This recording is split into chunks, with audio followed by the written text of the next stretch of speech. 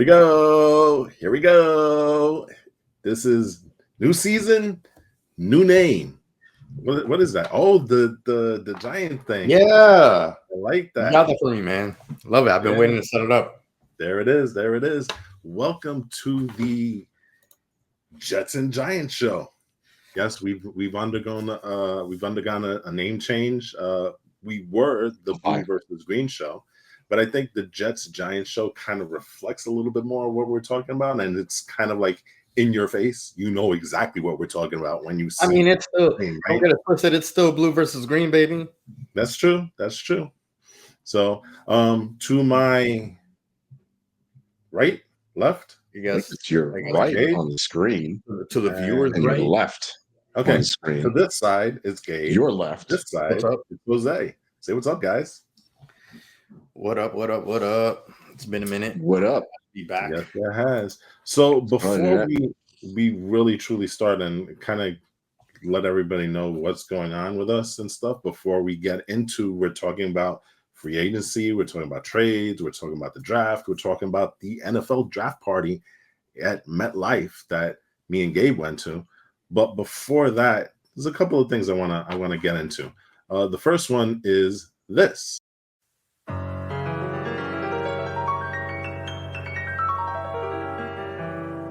At first I was afraid, I felt so adrift when I heard it was your birthday and I had no gift. But then genius struck, I grabbed a pen. It didn't take me long to make a check out to my lyricist to write this heartfelt song.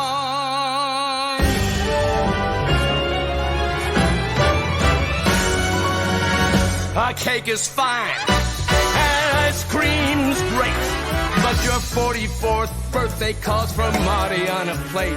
Was gonna put your name in lights so big it fills up the marquee. But I'm afraid it's in my contract that top billing goes to me. Looks great, Jose.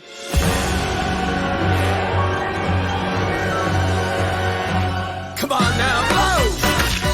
Ow!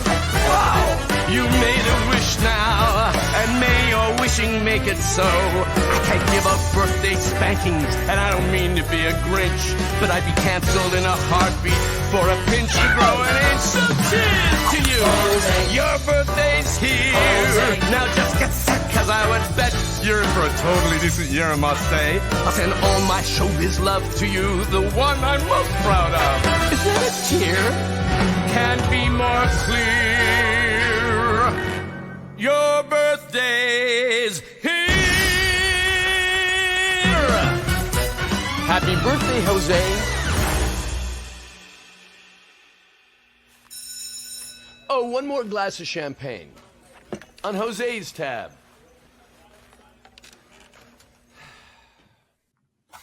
That is awesome, dude. Oh my goodness. Wait, is Martin Short friend of the show? Yeah.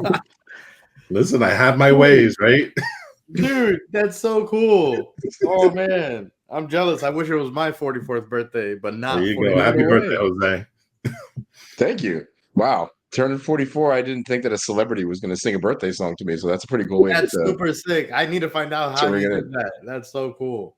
A magician never reveals his tricks, so I'll just leave it at that. All right. So, Anyway, so the second thing that I wanted to bring up is the state of New York sports. I think we have to do it, especially given the fact that today is Game 5 of the New York Knicks 76ers playoff game. And right now, I have to say that New York is really undergone a renaissance in terms of their sports teams, because we have the Rangers who just swept their first round series, and President's Cup, best team in the league. We have the Knicks, who second best team in the East, and is probably like maybe a quarter and a half away from wrapping this up.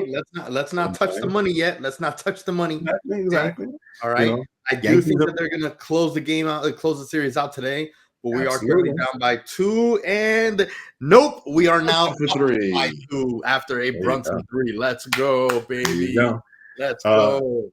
So we got the Knicks, we got the Rangers, the Yankees, first place in the East, right? Second place, tied with but the Second place, they just dropped. right Okay, now. they lost to Baltimore, or they right? think they're with Baltimore somewhere. I think they're losing Okay. a tiebreaker. Baltimore was But their record is Baltimore was 5. 1 game behind, essentially, but Baltimore won last night's game, essentially Okay. tying them. It is a 4-game series, so we'll see where we end up after the series this week. The Mets are actually, after a disastrous start, they're actually coming back and playing a little bit better. You know what I'm saying? I'll let them ride the coattails. Yeah, there you go. Enough for Mets fans to celebrate. They're at 500. Exactly. And so, and the reason why we're here, the Jets and Giants are killing it, especially in the draft and in the offseason. We like to think so. So, I mean, I just felt like we had to give New York props because New York is up and coming. Everybody get out of the way because New York is coming for you. I gotta admit that the New York sports vibe has been pretty up. It hasn't felt like this in a really long time. It always kind of feels like everything is down, but there's one team that's kind of holding the flag for everyone else. For a little while, it was the Jets and Aaron Rodgers and so on and so forth. And then for a little bit was the Giants. For a little bit it was the Yankees, but it was never so cohesive with the entire New York sports scene kind of really being all up, especially with this past Sunday where we had a Giants win. I mean, you had the Jets and Giants draft killing it. We had the Knicks win, Mets win, Yankees win, and the Rangers all win on the same day. I mean, whoever hit a parlay like that, they went home big money. Exactly. So it's been it feels good to kind of finally feel proud about New York sports again, because I feel like us New Yorkers have been having to defend New York sports for a long time. So at least that's how I feel, especially with the Knicks. You know, feeling like I've had to defend the Knicks. You know, so super excited. What's crazy? To see what happens? You know what's crazy? 1994 was the last time we had kind of like a summer like this, with the Knicks and the Rangers and stuff like that. And the funny thing, the ironic thing is, the thing that also kind of was running alongside with the Knicks and the Rangers was O.J. Simpson back in 1994. And here we are 30 years later, Knicks and Rangers, and you hear the passing of O.J. Simpson. It is just so weird how all that stuff is just coming together and stuff. Jose, I know that you've been having like trouble in the past. Have you figured out like blackout watching and all the issues with watching all the way down in Atlanta, getting your New York sports fix in? Not always. It really depends on the team. It depends on the game. It depends on the time. It depends on the channel, the bat station, the bat channel, all that good stuff. I'm able to watch the Knicks today because I have a Max subscription. The Knicks are on Max today. Oh, that's right. All Turner owned sports stuff is on Max, which is kind of cool. There's been a couple of games that I've been able to catch on there, but you got YouTube TV with like NBA League Pass and all this other stuff, and I haven't been able to see every game. I was going to step out and go to a bar tonight to watch it, but we got to do this first. But I mean, figuring this shit out has been like a big pain in the ass, and you have to pay a lot of money for like NFL Red Zone or NBA League Pass. The only one that's cheap is baseball. Nobody cares about baseball. I get that for free from T-Mobile every single season. So yeah, you get MLB TV for free from them. So figuring that out is great. I can watch the Yankees not anytime because they also have their deals with MSG, which fuck everything up. But yeah, man, it's still a big pain in the ass trying to figure out sports out here. But whatever I got to do, if I got to head out to the bar this season, if I got to get NFL Red Zone Sunday ticket, like I'm gonna have to do it this season to get to watch every single game instead of last year where I probably watched maybe 11 or 12 out of the 17 games I was able to do so, I think. Yeah, well, that's crazy. So yeah, that's crazy. You know. So why don't we go ahead and get into it? But don't forget, guys, before we get into everything, don't forget to like, rate, share, and subscribe. It's a huge help to us to be helping to kind of grow our community and continue doing this podcast and stuff to bring you guys our passion straight to you guys. So please hit that like, rate, share, subscribe buttons, you know, all in sequential order or not in sequential order, as long as you hit all of them. We truly we can't do this without you guys. So, otherwise all we're doing is speaking into screens. So there you go. All right, let's talk offseason because both teams have had a pretty eventful offseason. Giants have had, well, one of the biggest moves probably of the offseason itself was the addition of Brian Burns. He's a young guy that's coming over to the Giants to kind of help solidify that defense. I mean, Gabe, you got to be ecstatic about that. I am ecstatic. We have a new defensive scheme coming in and stuff. So I like the idea of our new defense, our new coaches kind of designing our defense more around what they're looking for. And if Brian Burns is one of those guys that they picked up, it only kind of bodes, only good things are going to come from it. I can't wait to see, Thibodeau and Burns, go in and kind of like be the shake and bake of our defense and stuff. This kind of new identity that I'm excited to see that's going to be very different from, Wink, only because everyone is different from Wink. Wink is so kind of, I guess, has this very different eccentric style of defense, so to speak, I guess. So it's going to be interesting to see what happens. But the fact that we added Brian Burns and that him and Thibodeau are clicking so well that just already in the offseason, before there's even been a practice, these guys seem like to have like this like cool brotherly vibe and stuff. Yep. That's just that alone. That to me, like for example, on the next side, you have Josh Hart and Jalen Brunson who have this like brotherly vibe, and I think that translates to the field or the court or just like being able to kind of have good synergy with each other and stuff. So I'm really excited about that because you have a really good defense. It's only going to make your offense even better in your practices. Absolutely, and we kind of saw that in person because just like we had mentioned before, we were down at MetLife, and two of the guys that actually showed up and was on the podium on the stage was Brian Burns and Kayvon Thibodeau. Yeah, and they were talking about creating this new handshake that would be solely for them whenever they got a sack. So you already see the chemistry there, they did it sort of like, apparently they did it on a yacht and stuff. Jokingly, and it kind of became like this whole thing. I don't think that they were really prepared to show it off because I think it was kind of like hey, we're just doing this on the yacht. I didn't realize we were going to get put on the spot in front of all the fans at the draft party. Which, by the way, I can't wait to talk about the draft party. I got my own thoughts about like our experience compared this year to last year. Yes, absolutely. But I'm also really excited about having Drew Lock, in there for multiple reasons. Not the reasons that people might think. Everybody knows that I'm a Daniel Jones believer and a truther. So if anything, talking about Drew Lock, I really like him as a quarterback. God forbid anything does happen with DJ and he has to go down and Drew Lock has to step in. I'm very happy with Drew Lock stepping in. I think that he, kind of like Baker Mayfield didn't really get the best, shake in the system that he was in beforehand when he first came into the league and stuff. And it's funny because it seems like you don't only need to have talent and be a good quarterback, but you also need to kind of come into the right system too. Absolutely. And it seems like, especially in the most recent years, I think because of the shift in being such an offensive driven league and quarterback driven league and stuff, I feel like before defenses could kind of cover up not necessarily the best quarterback play and stuff, whereas now, I can't really pinpoint it exactly, but if you can have good quarterback play and still just be outgunned by the other quarterback, and then it makes you look bad, Right.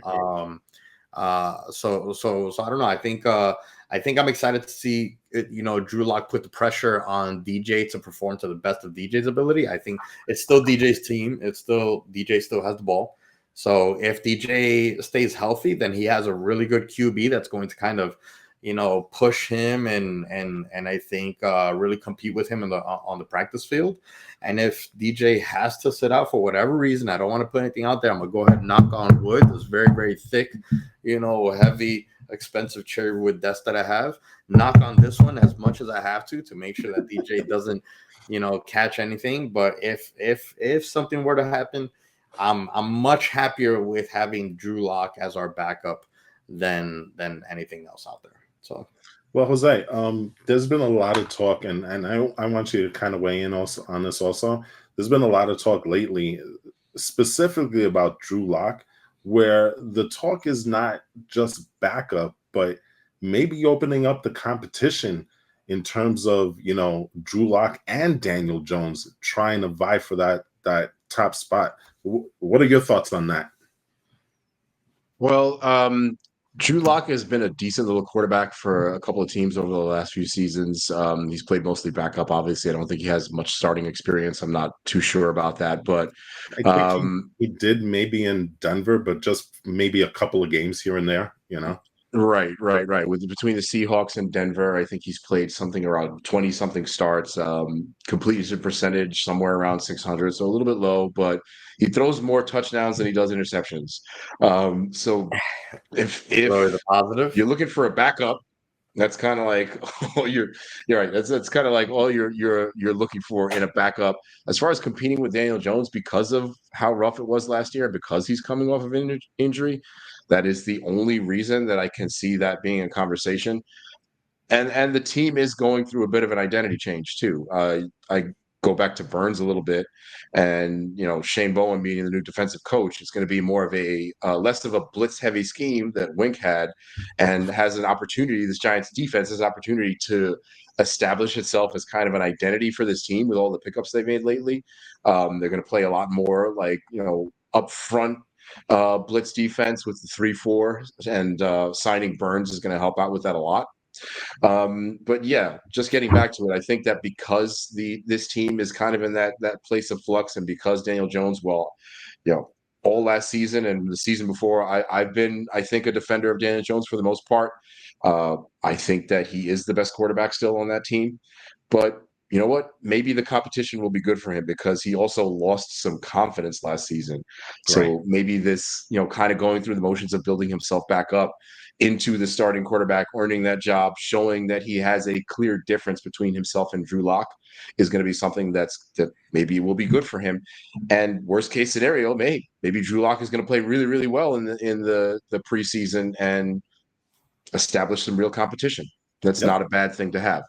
So, the thing about Drew Lock and the Daniel Jones question, I suppose, is that we won't really know until practice time comes, right? Because we still don't know how close to 100%, or if he's going to be 100%, will Daniel Jones be. If he's not close to 100%, then there's a chance that Drew Lock gets it.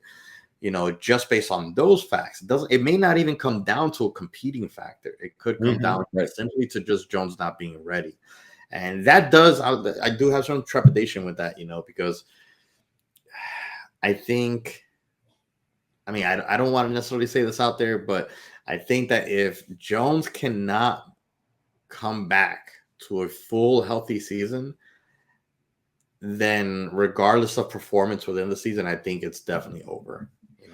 I think that for Jones, because he has been in like a perpetual prove it year kind of situation. He's had to like prove it, when he was with we are talking about year 7 of Daniel Jones. At some point, he does have to kind of put it together. You know what I'm saying? So this is the year 2, right? No more Saquon. So I think this is year 6. So no more Saquon. Yeah, definitely got to talk about. We definitely want to talk about the running back room and stuff. And Devin. I was actually gonna bring that up next, given the fact that Gabe has some very clear issues that he's got to work through when it comes to Saquon Barkley right now. So I'm gonna give the floor to you right now. The day that it happened, I hate that he went to the Eagles. I'll let you do this. Go ahead, Gabe. I hate that he went to the Eagles. I hate that there's this comparison. Like, hey, you should have paid him to keep him instead of Daniel Jones. One, that's just not the way that it works. 2, that's not the way that the market works. And if you don't have a quarterback to get, you can't, the running back can't, snap the ball every single snap. So, You know, that's my thoughts on like how the negotiations went there and stuff. And Saquon going to the Eagles, he like I personally, I know that you can do right. You have to do what's best for you and your family, right? Yep. That's what they all say. That's what everybody says. I believe it too. But maybe what's best for your family is to not also have their dad being bashed for the rest of his life either, you know, and still get the bag anywhere else, you know, personally. You know, I don't think that you need to have like every single penny if you're still getting a huge bag. Personally. Okay, don't go insane, but like what if the Eagles actually do something and win? What if he gambles and wins? Then like that whole like being followed around by Giants fans shouting at him, that's gonna get worse. Understandably so. Right, but I'm talking He'll about be post like a career. You know god what I in mean? Like Philadelphia. post career, his entire legacy with the Giants is completely burnt. It's in the trash now. There's not a single thing that he can ever do after his career is over with the Giants. Period. No, But you yeah, know what? I'm talking about legacy with other teams though. Like maybe he'll be like Rocky in Philadelphia. Maybe I he could have had a legacy in Herschel multiple Walker. cities. I also kind of Who can. knows? I want to push back on that just a little bit because I mean Darrelle Revis did go to the Patriots, and Darrelle Revis is one of the most beloved Giants out there. So I think that's more, you know, kind of like how you feel at the moment. But then once he's retired, you're gonna look back at his career and you're gonna be like, you know what, he was a good Giant for us. You know what I'm saying? My man's. We're talking about Philadelphia. We're talking about the Patriots. The Patriots is nothing compared to the Giants. Oh, no. New York, No. New York. You don't understand. Hold on. You don't Hold on. In understand the thing baseball, between the Jets and the Patriots. That's the same thing as the Eagles and all Giants. right. Well, then Jets fans You are know what I'm soft. saying? Okay. Bill Belichick What? drafts just to fuck our team over. Exactly. Okay. Yeah, I mean, that's great. come Like, I on, mean, you know? There's you a can hate Bill rivalry Belichick there. and everything too. You know what I mean? And that's on you guys. But He the hate admitted it. between New York, and Philly, I think is greater than the hate between New York and New England. Because that's the thing. Like we have an issue with the whole city of Philadelphia and all its fans, evidenced by the Knicks and the Speaking Sixers. of which, Okay. fuck Embiid right now. The issue with the Jets just- and New England is more of Bill Belichick than the players, and I think that that's kind of the stark difference. Okay, I can see that point. I can concede that point. You know what I'm saying? But like I said, I don't think that, you know, in the far future, you guys are going to be reacting the same way. You know, I guarantee you that Saquon Barkley is dead to every New Yorker. Post career, Saquon Barkley is still going to be dead to every New Yorker.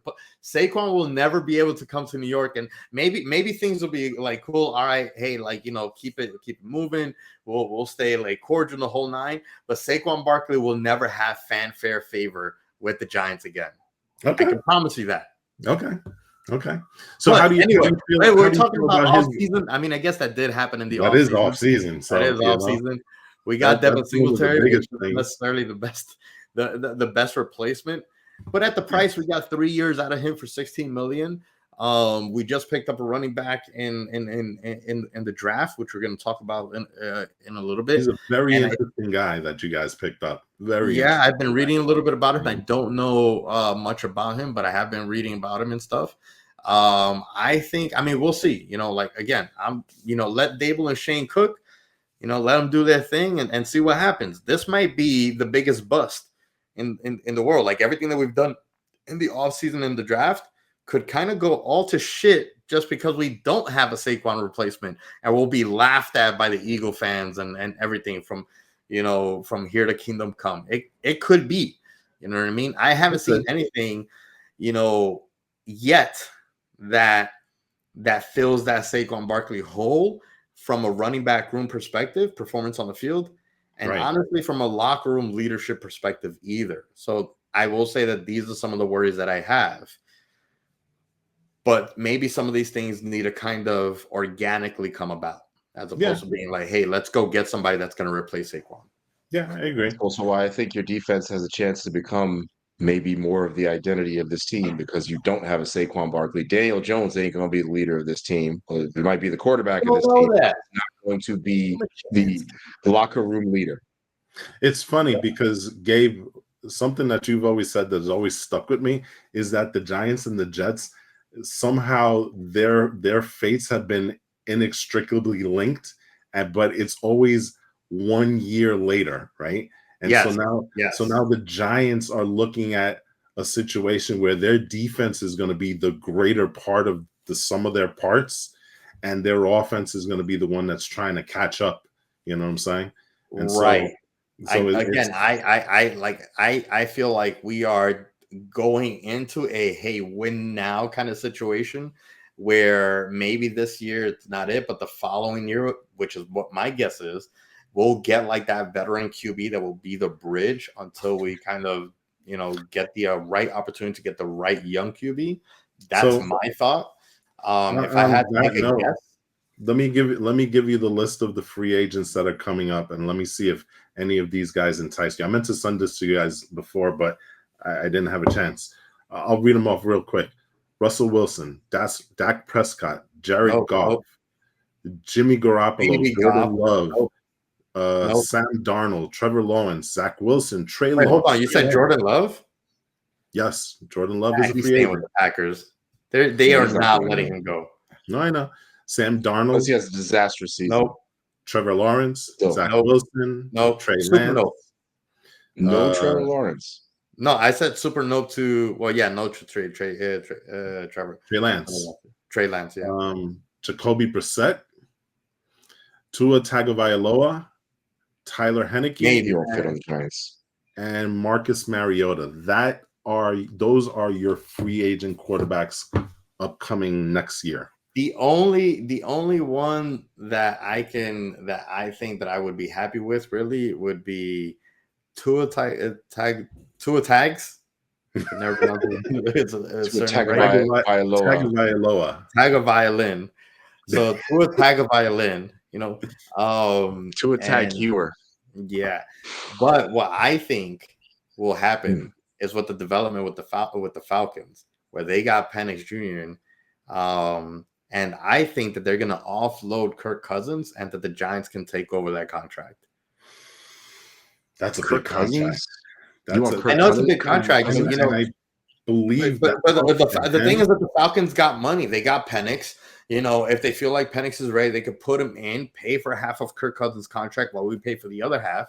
The cap hit won't be that great, and we'll have like our veteran QB probably still with 2 years left on the contract, and that will be our bridge. The cap hit for Kirk Cousins, I believe, next year is going to be substantial. I think it's but that's next year. I'm talking about $50 million. I think it's 2 years before they can actually get rid of him with no substantial hit to the cap. You know what I'm saying? Yeah, I mean, I do think that the move is probably going to happen, in my opinion, the next season, not the upcoming season, but the following season, on the first year of being able to offload Danny Dimes' contract. Now, if Daniel Jones has a stellar year and they play him for his final 2 years on the contract, then he becomes a bridge.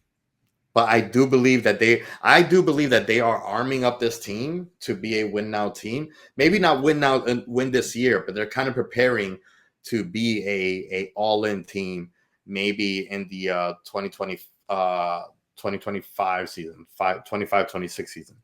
I think that they're kind of gearing up to be like, hey, 25-26, this is the season that we need to go all in and win the Super Bowl. They're preparing themselves to be the Jets. Just do it better. We're going to address that a little bit when we talk about the draft, because I've got something to say on that. But in the meantime, let's move on and let's head over to the other side of the locker room, you know what I'm saying, with the Jets and their offseason. And I got to be honest, their offseason has been pretty. It's funny. The offseason started with nothing for them. And I remember the days leading up to, the offseason, the opening of the signing, free agency and stuff like that, where all the Jets fans were hyped. And then the first day passed and the Jets did absolutely nothing. And Jets Twitter was besides themselves. But then we started seeing Joe Douglas kind of bring in all these things. Now, I happen to think, and I'll do this really, really quick. I happen to think that what the pieces that the Jets have brought in have been substantial, but it's all dependent on the health of all of these guys. Because if Tyron Smith stays healthy, you're looking at a perennial Pro Bowler there. If Mike Williams stays healthy, you're looking at a weapon there for Aaron Rodgers. Tyrod Taylor is a great backup, and I'm going to speak to him a little bit later with concerning the draft and stuff. But I think the moves that they've brought, they've done to bring these guys in have been very, very good, contingent on the fact that they stay healthy. And it also signals a change in the philosophy in the Jets, because the guys that they've brought in, not only through the free agency, but also through the draft, signifies that they're moving away from that zone blocking scheme that they like up front, and they're going more for a gap, which kind of makes sense because you have a defense that's already physical and very tough, and now you're trying to mold that offense in kind of that same vein, a tough, physical, run you over type of offense. And I think that's what Joe Douglas is building. Jose, what are your thoughts? We haven't even spoken about the trade of Hassan Reddick coming to New York. Yeah, you guys got to educate me on the Jets off season. I got to admit that I don't know too much aside from the link with Tyrod Taylor. I would love to hear what your grades are, because all I follow when it comes to the Jets are memes, and the memes for the Jets off season have not been great. Okay. Well, Jose, what are your thoughts so far? My thoughts are, what are those memes smoking? Because it's been a pretty fantastic offseason for the Jets by a lot of metrics, and a lot of outlets agree. I mean, their draft grade was an A. I think they were ranked in the top 10 on PFF's best drafts in this offseason. And if you're talking about their pickups in free agency, like the way that they've stacked up the offensive line, like you talked about, and the change in strategy is not something I'm as familiar with, but the way that they stocked it up through the pickup of Tyron Smith, through the pickup of Fashanu, and we'll get to that later when we talk about the draft a little bit more, it's been something of a big gamble, because it's almost like beyond the win now mode that we went into last year, but they're taking it a lot more seriously with these additions. We have a actual legitimate backup quarterback. We stole him from y'all apparently in this offseason, but I think he'll be serviceable enough, just like he was serviceable enough for y'all as a backup quarterback.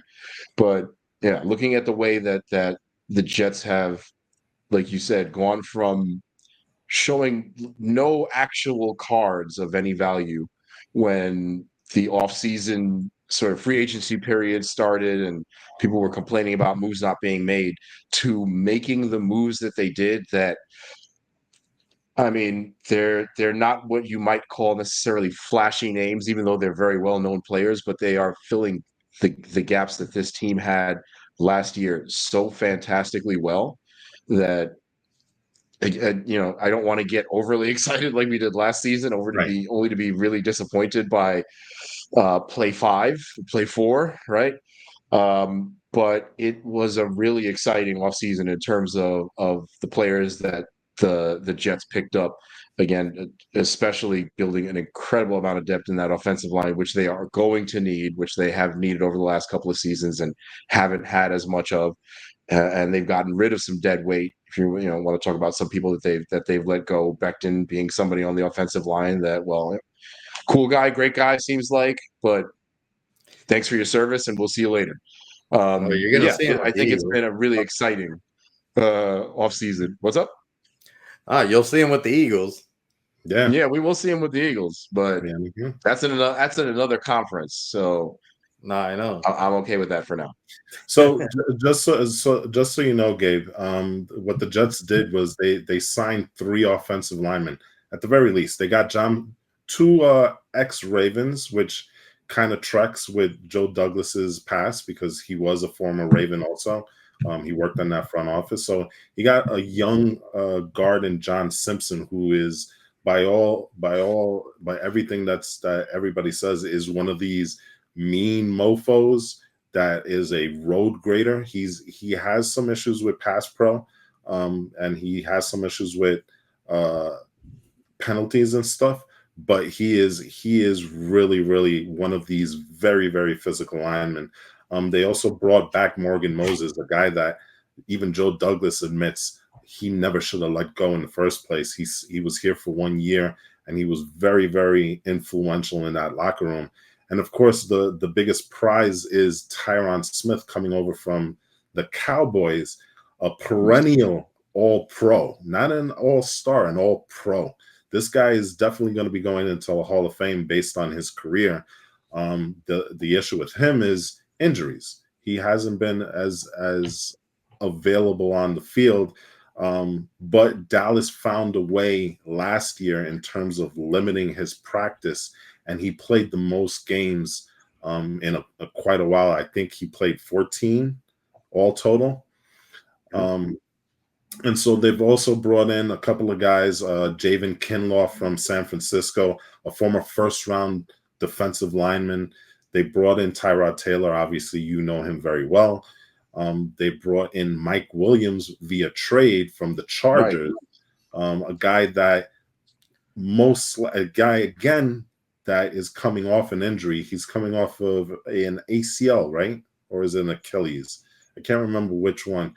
But he should be available by the start of training camp, if not the season. So, the biggest get of them all is Hassan Reddick from the Eagles.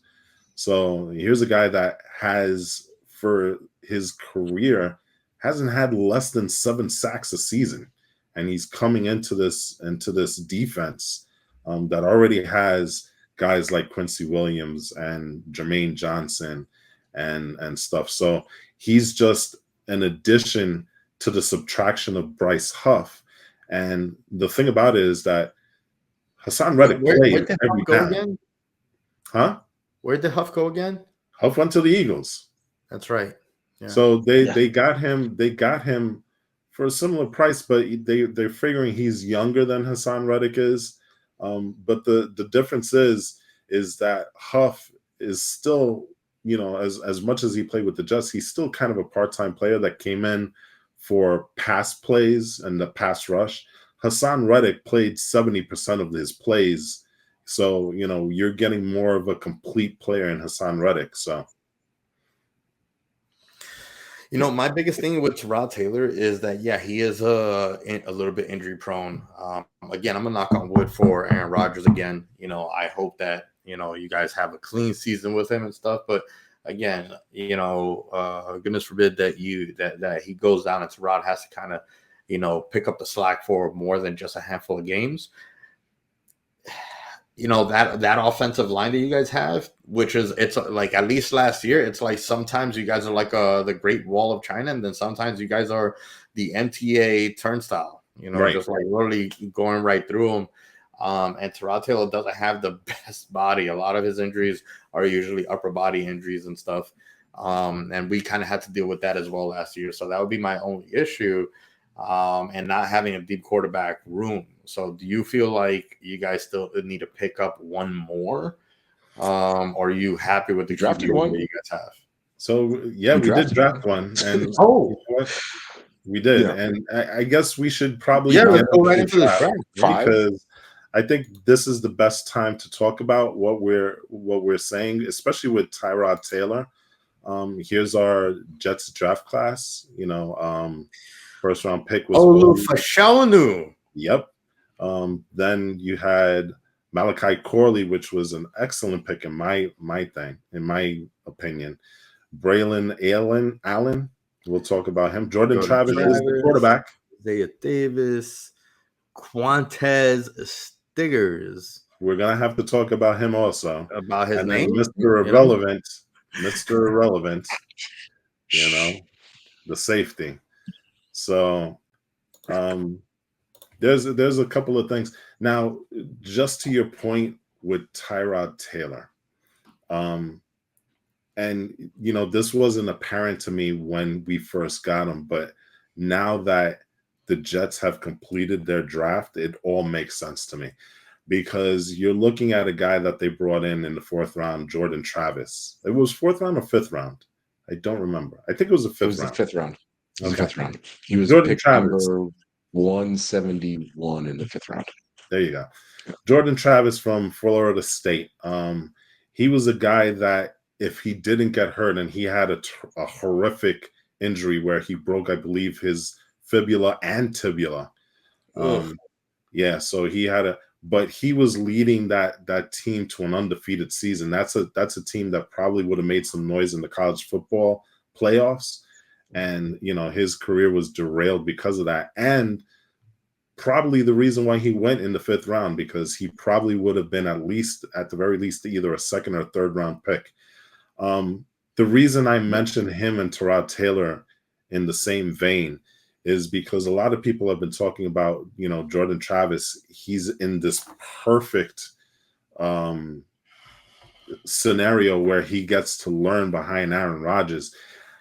I'll go a little bit further, because I'll say this. He's in the perfect position because he has Tyrod Taylor to learn from, because they both have very, very similar styles of play. And Tyrod Taylor, as you know, Gabe, is the consummate professional when it comes to being the guy in the locker room and stuff like that. So, Jordan Travis is in a very, very good position, because not only does he learn from one of the greats of all time in Aaron Rodgers, but he has also a mentor who can take the time to sit down with him in Tyrod Taylor, given the fact that they have very, very similar skill sets. So, I mean, I'm excited for you guys. It does, the one thing about what's going on with the Jets right now is that it all feels so brand new just because you guys have shed yourself of Zach Wilson. Right. Not like, this really is the start of a new era, even though it's with Aaron Rodgers, who was there last year. It didn't really feel like we got Aaron Rodgers. Obviously, he was down 4 plays in, and you guys got rid of Zach Wilson. So this feels like it's a brand new era. So I'm excited for you guys. It's a reload. As Evan Roberts likes to call himself, an independent fan observer. I'm being an independent fan right now. Like, I'm a Giants fan, but leave my Giants cap to the side and speaking truly just from like being an independent fan observer, I guess, or rather independent, unbiased observer. I'm excited for you guys. I'm excited for the Jets to see what ends up cooking with Aaron Rodgers and everything that you guys have done, especially with this draft. I mean, the two of us have, we both got teams that got, really, really great drafts. So, yeah, as far as scores go. So we really have no reason to underperform, I think, even especially considering the fact that sorry, OG Anunoby to the rim. We are up 91-86 with 1:39 to go. Sorry, guys. I just saw that. You see my eyes shifting down. It's because I'm watching the game right now. And just a couple seconds ago, we were tied. They keep getting closer.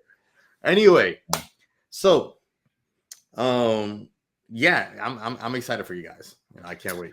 So yeah, I go back to putting my Giants cap back on. Yeah, I like the pick of Fashanu. I think that's something that was needed. I mean, especially you heard Joe Douglas today. I think he was talking on ESPN radio, where he was saying, what's more important considering what happened last year. What happened last year, we had a turnstile in terms of the linemen. So getting Fashanu was important. Malachi Corley, the Yak King, Jose. I think that's going to be pretty awesome for us. And real quick, speaking about the scheme shift in the offense, we picked up 2 running backs that are downhill bruisers when it comes to their play style, which again kind of leads into the whole shift where we're not doing zone blocking, where the running back is kind of trying to figure out where he's going to go. You're going gap scheme where they're going. So where's your thoughts on that, Jose, in terms of this draft here?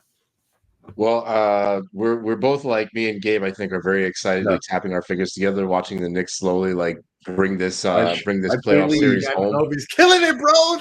Like we both knew exactly why we did that when Anunoby threw that one down. But like, Hell yeah, it's baby. an exciting to time. Go. Less than a minute to go, and we are up by 6. Let's go, baby.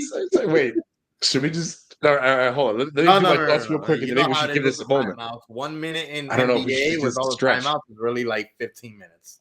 Yeah, it's gonna take like 10 minutes. So hey, okay. I don't have Just the draft. sound on. I don't have the sound on, but is the crowd screaming guaranteed right now? It's guaranteed, man. It's guaranteed. No. But remember, They're up 6. Embiid was the one that said we are going to guarantee. That guarantee. Oh no. Oh wow, that was a hell of a shot, though.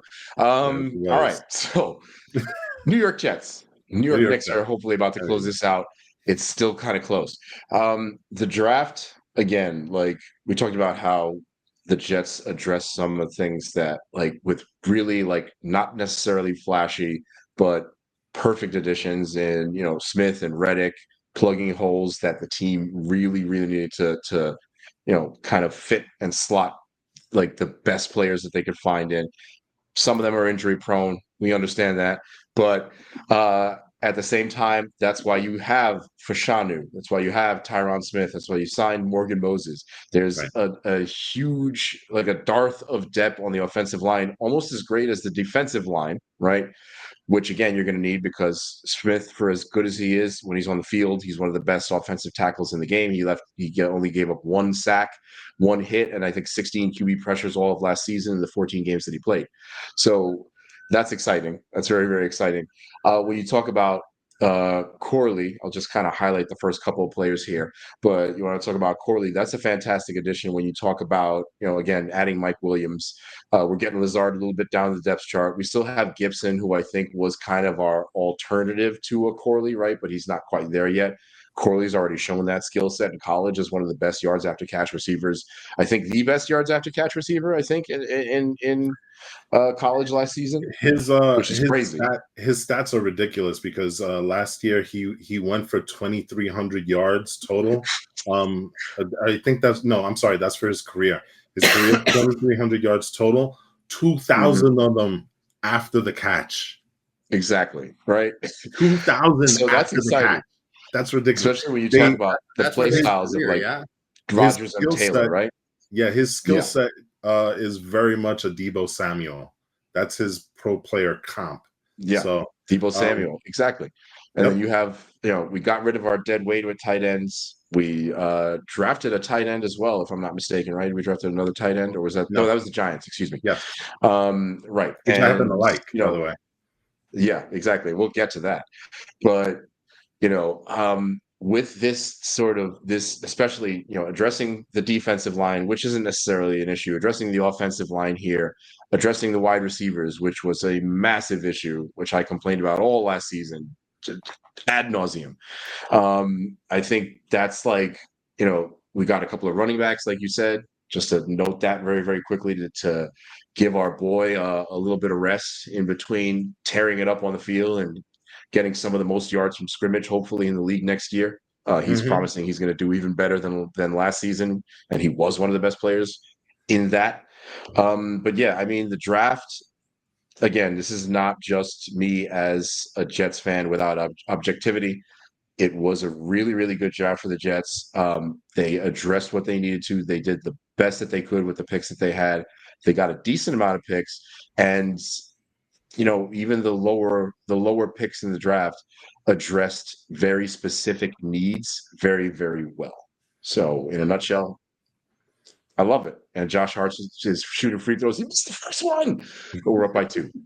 We're up by 2. We got 15 seconds left. We're only up by 2. Please do not make this an overtime game. I don't think I can handle it. Please just win it right now.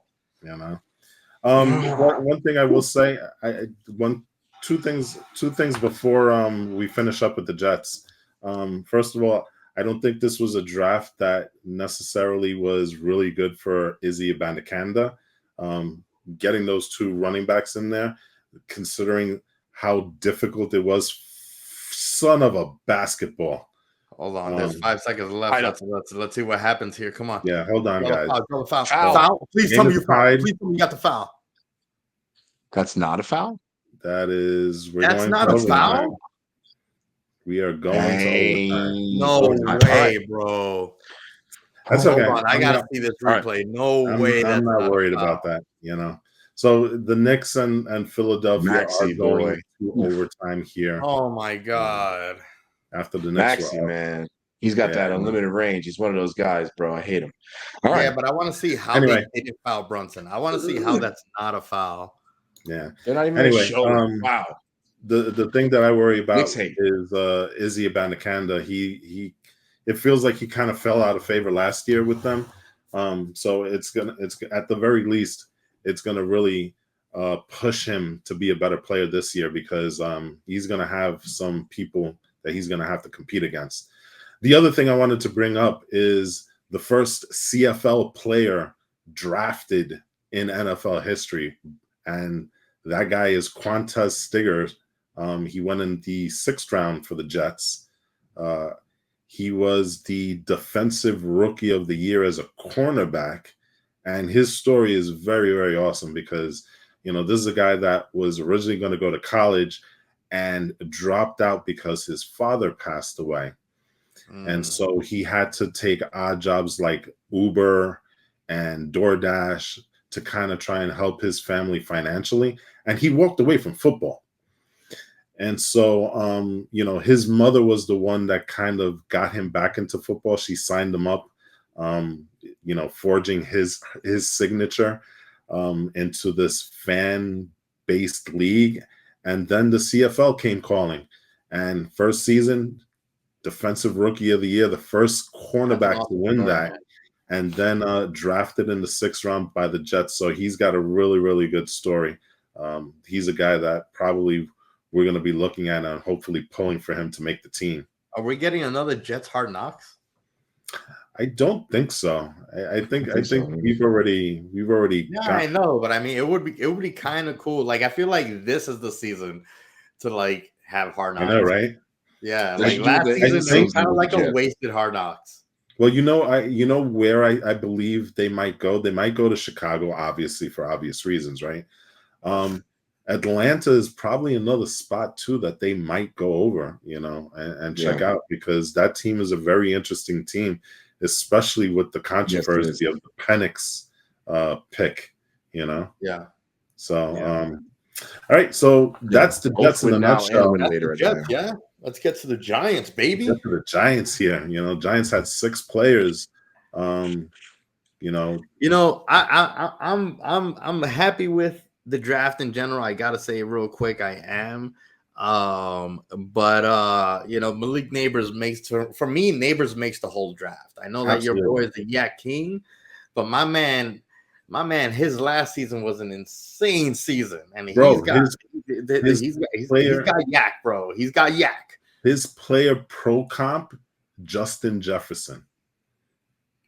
Yeah, come on, right? The only thing is like, my only thing is like post draft media stuff. I think that a lot of these people a lot of these guys that are coming from college immediately on draft night, they go from being collegiate amateurs in front of the camera to now having to be professionals in front of the camera.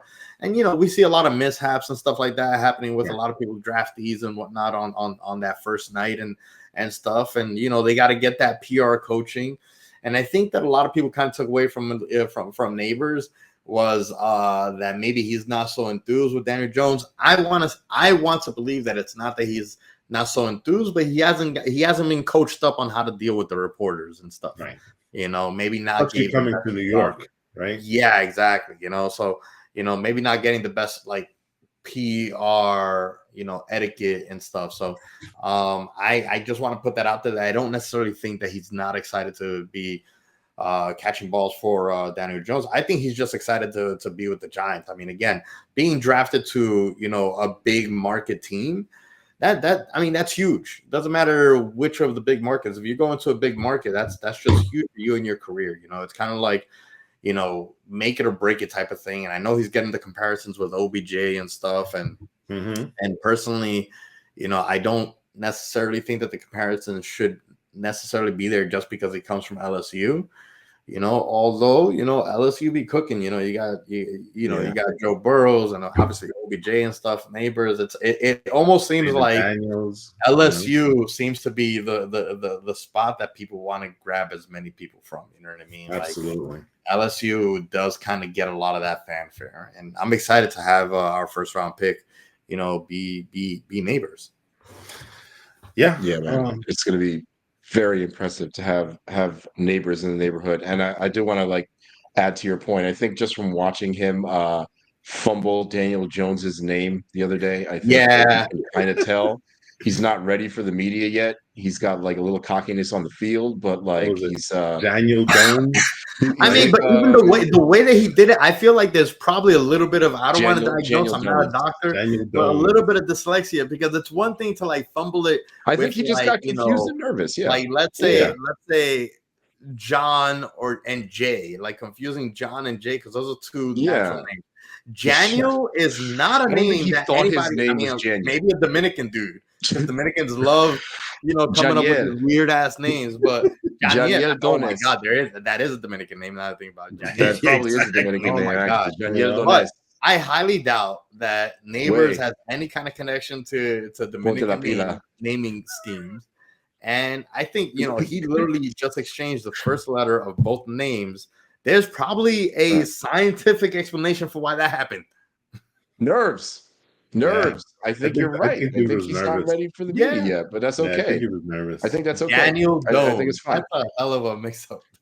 Daniel Doe. Somebody needs to make a t-shirt. He's going to be a great player.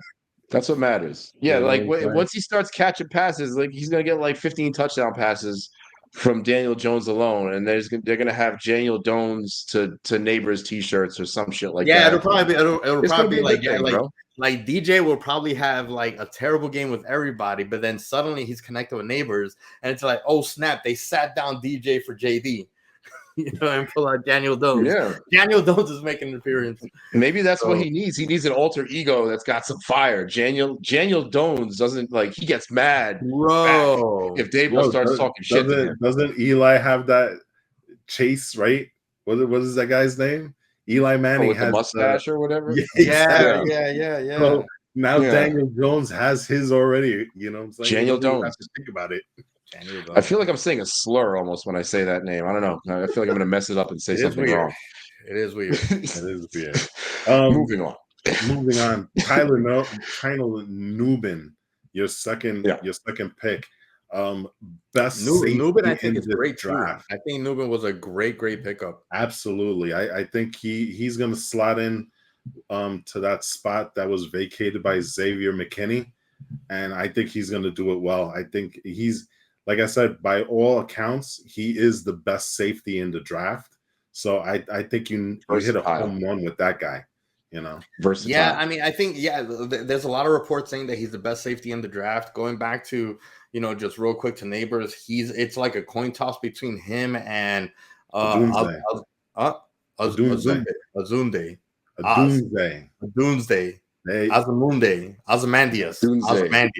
So Ozymandias was like a coin toss which one of the two was better. I think a lot of people like it was like 49-50%, like 51%, you know, Ozymandias had the better favor, but it really was kind of a coin toss.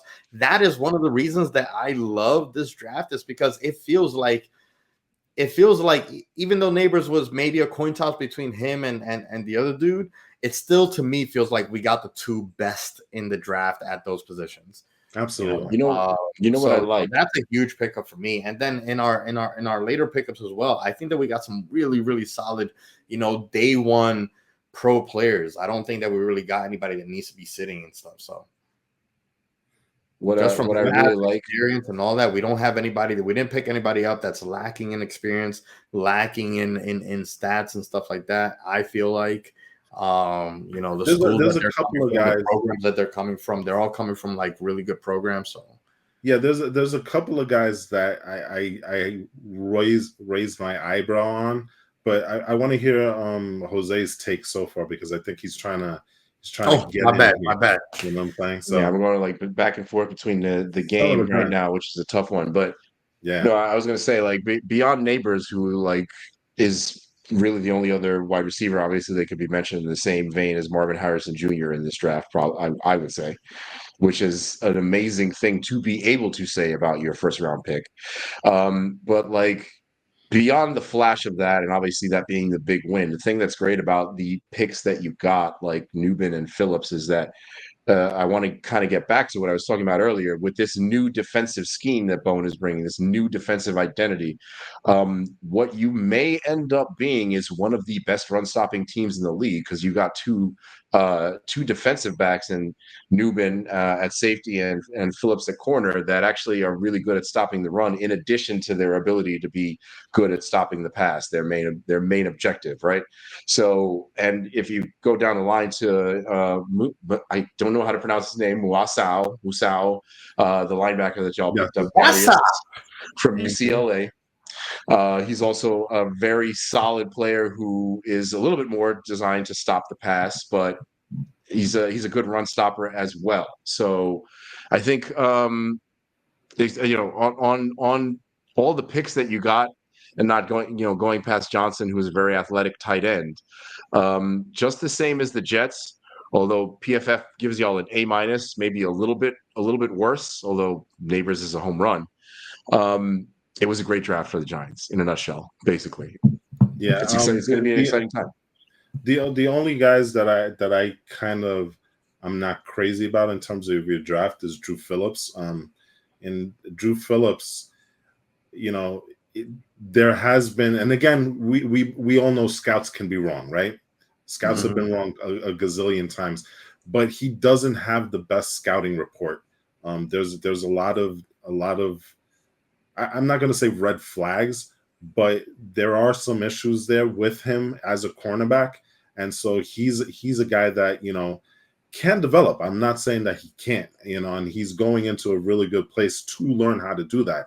But he's one of the guys that I don't know if there probably were better corners out there that would have probably fit the bill for you guys.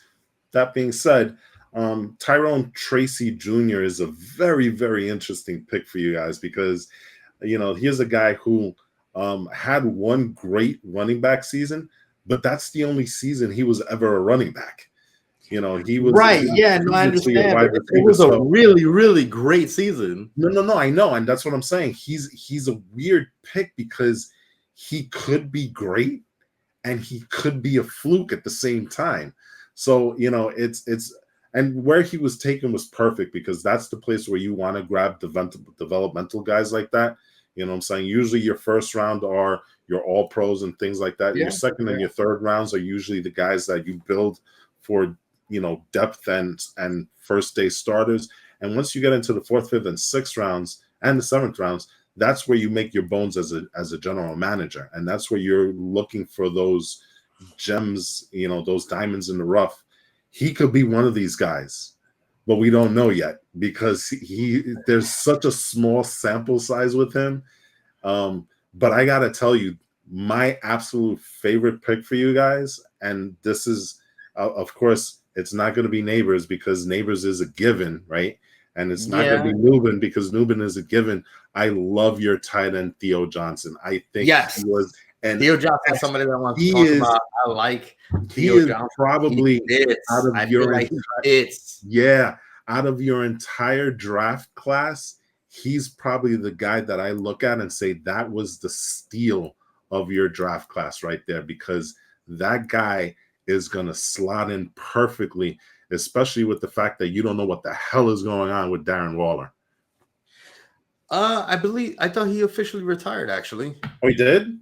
Yeah, I'm pretty sure that I must have missed that. Did that happen today? No, it didn't. I think it kind of flew under the radar, but if I'm not mistaken. Also, flagrant foul on Embiid, assaulting Brunson. Isn't that always the case? Yeah, so I think so. So it was after the Theo Johnson pick, I believe that from this is from Bleacher Report. Giants operating like Darren Waller will retire, and I believe that there has already been like some. I guess it hasn't been formally in place, but there's been plenty of chatter that the decision's already been made. That's a shame because that was a guy that could have made a difference for you guys, and he never just kind of like. I think it was one of those things that he could have made a difference 2 years ago. Yeah, so because I mean, he. Oh, you can't miss that free throw, dude! Jesus Christ! Ball back. All right. Anyway, sorry. Is he fouled out? I don't even know. No, well, Embiid, no, he's still there. Nice, he's got the flagrant one. He didn't even have to. It was so easy for Embiid just to foul the arm. So easy. There we go. Here we go. There you go, baby. Brunson. There you go. Anyway, yeah, Waller is a shame because he could have been a dynamic piece of your offense, and it just never seemed to happen. It never materialized. Exactly. Again, it was one of those kind of like just like the Jets last season, because of everything that happened, on the Giants. It's unfortunate because I think that like if some of the things went right a little bit more on the injury side of things, Darren Waller could have shined. And I think that Darren Waller came over here with that intention of like, hey, I got one good season in me and stuff. I don't think he came here with the intention of like, really playing 2 seasons, it seems like. Mm-hmm. And I don't know. I don't know how to feel about, Darren Waller, just because I saw like a few great glimpses from him, but I also saw a lot of, the red flags, kind of coming out of games and then injuries and stuff and, all that stuff, you know what I mean? So, yeah. So I don't know. All right. So that kind of concludes us. Hold on. We got 23 seconds. We're down to. It might come down the ball up right now. Oh, no. Oh, why'd you do that? Unforced error. Yeah, that's not something you want to do. Hey, that's what it is. Probably.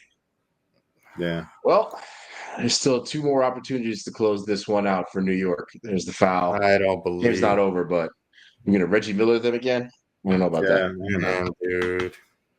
Hey, listen. I'm surprised that Brunson didn't take that one. That one's on Brunson too. The way I look at it, the Knicks is still the better team. So we are, but oh my God. This is just a 1-day setback. So whatever. I actually would love to do it in Philly. To be quite honest, I do not want to do it in Philly. I want to do it tonight. Oh yeah, I know. See what happens if he misses this free throw. Hold on. There might be a chance here. There might still be a chance. Why did he miss it? Well, hey, like yeah. Oh no, if he misses this free throw, it's a 3-point game, right?